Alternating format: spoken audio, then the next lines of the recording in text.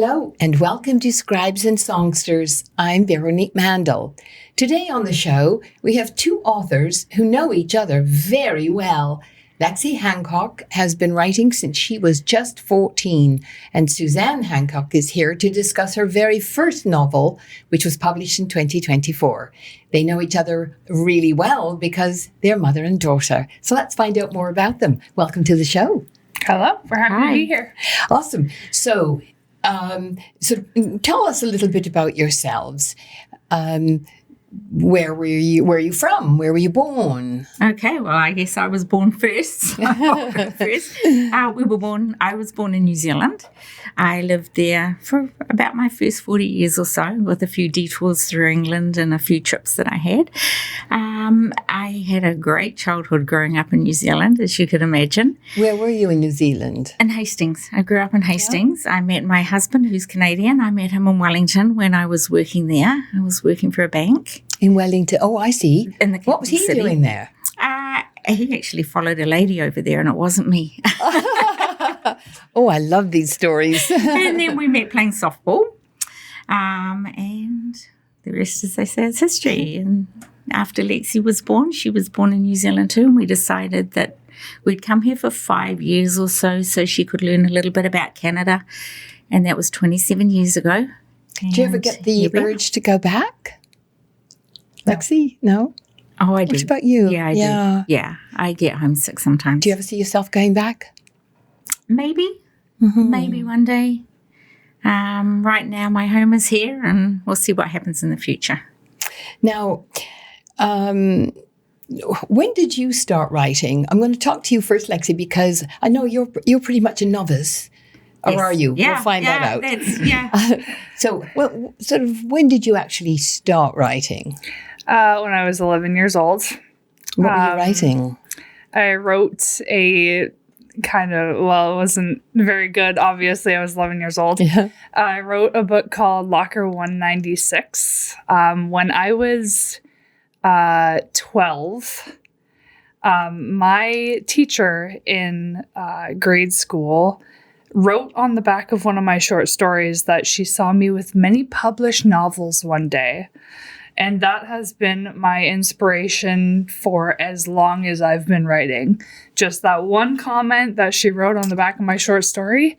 And so I had started Locker 196 when I was 11. What was it about? It's about a girl who finds out that one of the lockers in her school transports her to a spy academy where she learns to fight among aliens, I guess. Not necessarily fight, but like take up missions and learn to do combat. It sounds like it could be a movie. I mean, hopefully one day. I'll get there one day.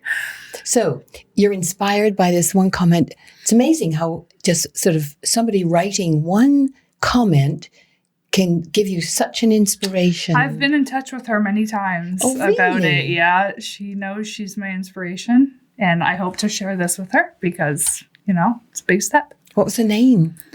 Her name? Mrs. Racy.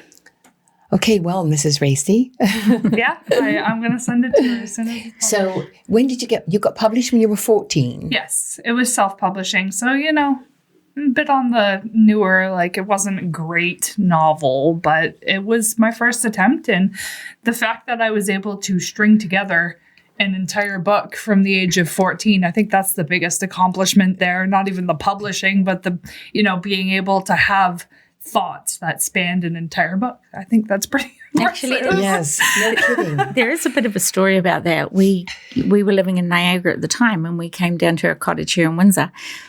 And on the way back, my cousin and I and Lexie, she was sitting in the back, and we were driving all the way back to Windsor. And she said, Mum, I started writing a book while we were at the cottage. She said, I'll read it to you. And my cousin and I looked at each other and rolled our eyes. Well, she started reading it, and we looked at each other again. And she had maybe 3 chapters written, and she read them to us. And I turned around and I said to Alex, if you finish that book, I'll publish it for you. Wow. And before you knew it, she had a series of 4 of them written. So what was that about? So my series of 4 books, the very first books I wrote, it's called Enemies of the Dark. That's the series. Enemies of the Dark is about a woman who is a vampire, or a teenager who is a vampire, and her mother marries an enemy of their kind. He also is a spy, funnily enough.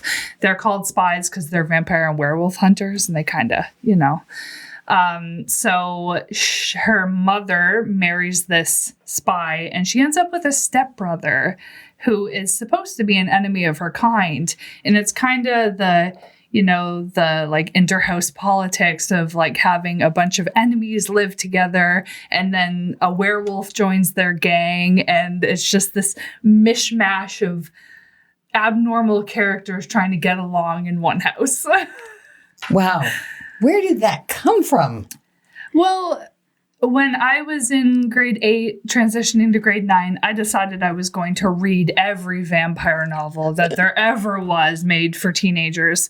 And it got to the point where I read 31 in the course of 2 months or something, books.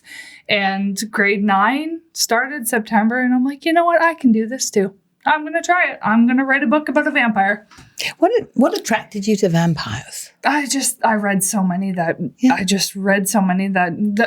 a lot of, especially at that time, a lot of young adult novels are about vampires and werewolves and fairies. And so how long did that first one take you? Oh, not long. A month? Yeah. Good. A couple months. Not very long.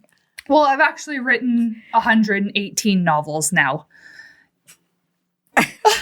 I had said to my producer, I think she's written a lot of books. I never thought how many. 118. Actually, I started one last year, 119. Wow. How long did the first 4 take? A little under a year, I think. The 4 together. A little under a year. I mean, I had all of them published by the time I was 15, and I started with the first one when I was 14. Do you go to bed? Do you have a job? Yeah, actually, I haven't written very much in years. Years and years. Oh, really? Yeah, I kind of got on a video game kick a little bit. I've been playing video games recently. But. So, did you stay within that vampire? Oh, gosh, no. Where did you branch out? I ended up, I've done everything. I've done mystery, I've done comedy, I've done horror, I've done young adult, I've done new adult, I've done, you can name it, I've probably done it. My fancy right now is probably angels and demons kind of thing. There's like an angelic side, a demonic side, and then, there's often a neutral protector in there. She's the one that usually gets the book. But yeah, I'd say angels and demons is where I prefer right now. Well, we'll talk in a minute. We'll talk about the book, your most recent one. But first of all, let's go over to your mum. So what was it about? What did you see in your mum because you encouraged her, right? Oh, absolutely. And what did you see in her? Well, from a very young age, one of the things that I probably most inspired me to write, other than Mrs. Racy, was our bedtime stories called Kiko and Lexie stories. I'd give her 3 words and she'd make a story out of it for my bedtime. Me and this circus elephant named Kiko. And I'd give her 3 random words and they were random. I would just pick them off the top of my head and she'd make a story out of them. I used to do the same to her and her friends when we were in the car driving somewhere to keep them quiet and, stop them fighting. I would give them 3 words and they'd have to make up a story and give me a story with the 3 words. And I'd try and choose the most random things I could. So did you ever write anything down? It's like, did you ever sort of recognize maybe when you were a schoolgirl or, did you have any inclination to write? I had an auntie who was a novelist, and I always thought, I'd love to do that. I never thought I had a novel in me. I did a lot of poetry and a lot of short stories. And then Lexie challenged me. There's a thing called NaNoWriMo, which is write a book in 30 days. And she challenged me to do it one year. She'd been doing it for years. And 2 years ago, she challenged me to do it. So I wrote that in 30 days. And then I had to go back and edit it and, Yeah. Just sort of expand it out a little bit. And that's how I started. Were you a big reader?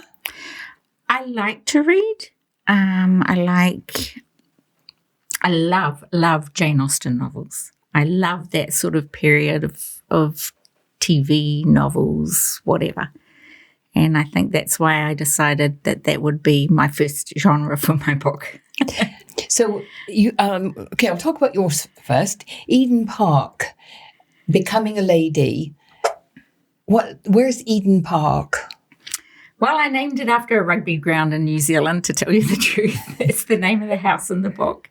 And my family at home thought I'd written a non-fiction about the rugby ground when they first saw it. Oh, really? But no, that's where I got the name of the house from. Where did you come up with the idea? It was actually not long before Lexie challenged me. I was lying in bed one night and, as I say, I just like the historical novels. Mm-hmm. And I thought, I don't think I've ever seen one with that sort of storyline where you see a lot of historical novels where they fall in love with someone that's outside their class, outside of their realm, if you like. Yeah. But I've never seen one where they've tried to fool other people into thinking that they were their equal. And that's where I decided they could maybe train her to be a lady and try and fool the family into thinking that she was someone of their equal. So maybe expand, without giving everything away, just expand on it a little bit. There's a couple of big twists towards the end. Yes. So I won't give you those away. But basically, Alexander comes to stay with his godmother, who is one of the wealthiest ladies in England, and she's made friends with a girl from the village, with just a common girl from the village, and of course they fall in love, and they try to hide it from the lady at first, but then they realize that she had done it on purpose. She wanted them to be together. And her plan was to convince everybody that the girl from the village, who had been well educated and quite well spoken, her plan was to convince his family that she was actually a lady from up north and a good match for her godson, who she adored. And that's basically the outline of the story. And as you say, there are big twists in the story, and in a way, in some vague way, it's like Pygmalion, but she isn't as sort of low class as the character in Pygmalion. No. Or My Fair Lady. No, she's the advantage of having a mother who was a schoolmistress and who had educated her well and sent her to a finishing school. Mm-hmm. So she wasn't starting from a diamond in the rough. She was sort of partway there already. And it really sort of has a Jane Austen-y kind of feel, doesn't it? Yes. Well, that's, yeah. Yeah. And as a reader, I could see that. You know what? I am flattered that you said that because, as I say, she's my all-time writer and I just love Jane Austen novels, and that was sort of where I got the speech from and the way they talk and the way they dress and, so how do you write? I often like to ask writers how they write, because when I write, I wish I could carve out like an hour or two every day, or God, even twice a week, to be able to just sit down and write. But it's usually, oh my God, I've got a few minutes, I'll run upstairs. Right. But so how do you do it? Well, I think when I sat down to write it, all I knew was what the story was going to be about this girl they were trying to pass off as a lady. That's all I knew. I had no clue how the characters were going to develop, who they were going to be.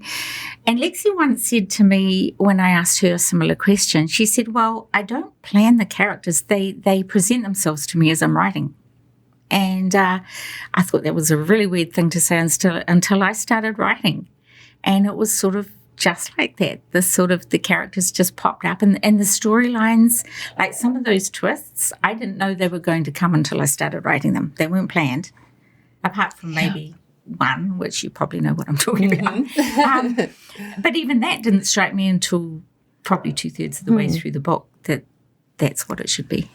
And, it's interesting because writers understand what you're saying, but people who are, are not writers and who don't create characters, I think they find it a bit more difficult to understand that really does happen. The characters appear, and you hadn't planned on it at all. Right. Yeah. Right. Yeah. And there's a little side story in there, which those characters just suddenly turned up. They had turned up separately, and then I started thinking about them, and that it all came together. So did you have a routine? Did you sit down every day? No, not really. My husband was a little unwell at that time, and he was sleeping a lot during the day. So I would have to find something quiet to do, and I would sit down and work on it. And a subsequent book that I'm about 2/3 of the way through, which is totally separate genre. It's very, very different. And again, is she following in your footsteps? I just started writing, and the story just kept evolving, and I would just sit there quietly and write while he slept. And yeah. Awesome. Okay. So you've written so many. So take me back to after you've done your first 4. Then what did you decide? Did you decide to change genres, or, sort of how does that happen? Because most writers, if they write in 2 genres, then that is a lot. But, well, you've outpaced everyone. I went for a Guinness World Record, but they never emailed me back. Oh, really? How unkind of them. So I get a lot of my ideas from dreams, and it's not often a full dream. It's just one scene in the dream, a single snapshot that I remember, and the whole book writes itself around it. And my mom was being completely honest. I plan not a single thing in my books. And I think that's why I'm so prolific, because the characters write it. And as I'm going along, it's not my thoughts anymore. Like, my characters have completely written this book. And I've gotten so prolific just because, it's just the characters are presenting themselves. They're writing the books. So when you sort of have a dream, do you wake up and write it down? Oh, no. How does that work? No, I have been taking medication for a long time. I got some mental health inconsistencies.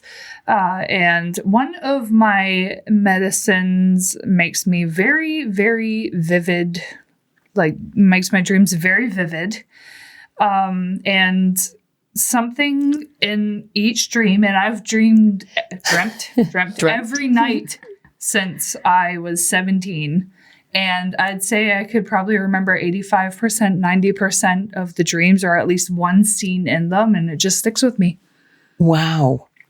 And so you have the dream, and when does the writing start? Well, it depends. I'm currently in the middle of probably 50 or 60 novels all at the same time. So it depends when I, get a craving to make that dream into something more. So have you do you have a computer and have a file for everyone? No kidding. Yeah, I have files for everyone. I have documents for everyone. Yep. And how much research? Do you do research on? None. None? No. Wow. I am spontaneous, and that's how I'm so prolific. I will forever claim that because I have not planned anything, that is how I've been able to write so much. So do you say, on a Wednesday morning, I think you go up and take a look and say, well, I think I'll open that file and write a bit on that. Is that sort of what you do? No. So, again, it's whatever book strikes me at the time, but I usually go on tangents. One of my mental health inconsistencies is bipolar. And when you hit an elation, you're go. Yeah, exactly. And so it doesn't matter what the book is. I find when I'm often on a tangent and I've stopped video gaming for a little while, I will read 50 of my novels back to back within the span of 2 weeks. Wow. Yes, I get on very serious, elated tangents, and I will just read. And then something will strike me and I'll be like, maybe I should go back and pursue this novel further and see what the characters are up to and if they're going to speak to me and give me more of their story at this time. And that's usually how I never plan to sit down and write. It just strikes me. And when you go back and read, does that give you the idea to write another in a series, to create a series? Have you done many series from being the one when you were 14? I've written series that have 13 novels now. My first professionally published novel now has 13 books behind it. Wow. Yeah. What's that about? The Wink Murderer is about a race of beings that when they look away and break eye contact from you, even just winking or blinking or looking away, it kills you. Oh, great. Yeah, I think I'll keep staring at you.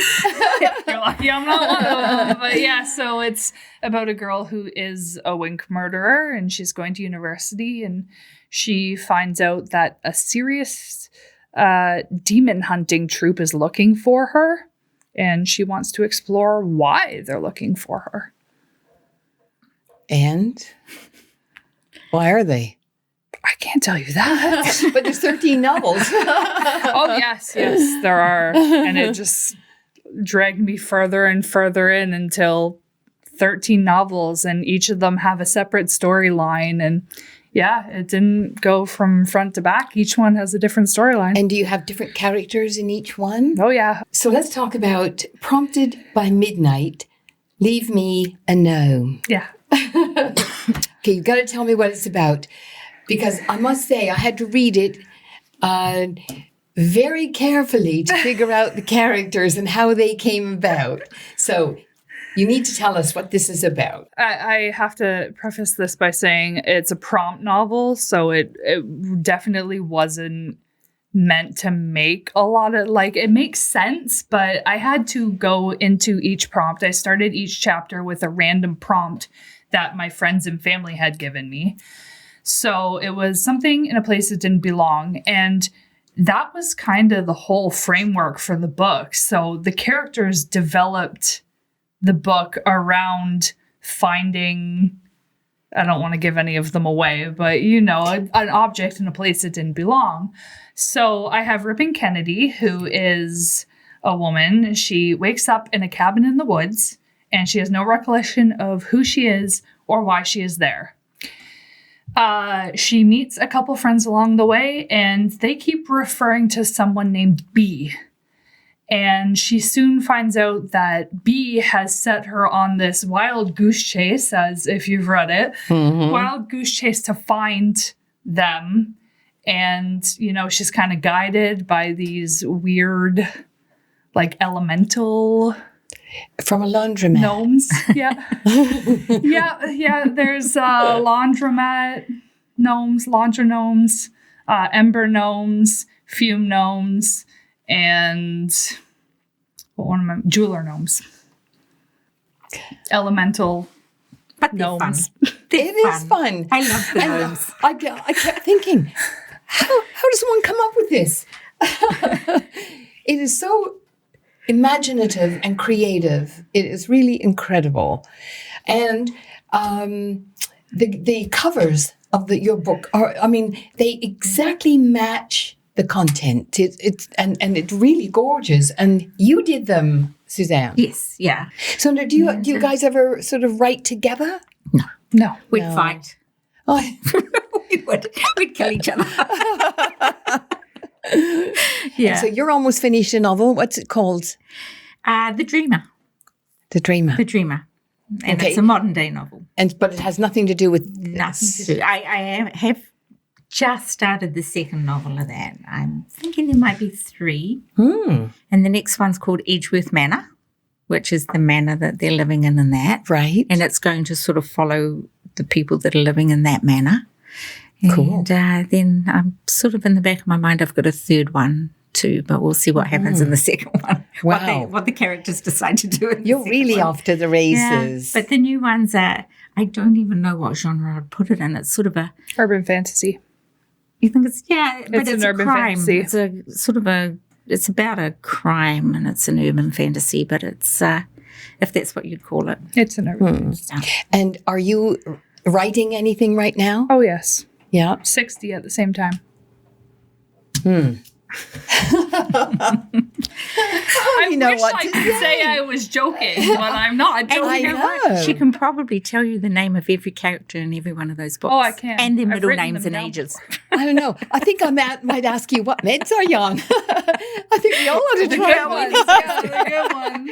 Yeah. No, I pride myself on making very detailed and quirky characters. I have one novel series where I made not an epilogue, a legend or whatever at the back of the book, Yeah. an index or whatever at the back of the book. An index. And it's, did you notice the character said this that many times? Did you notice she nodded her head a lot? Did you? And everyone has like 2 or 3 bullet points. Did you notice that this person had this quirk?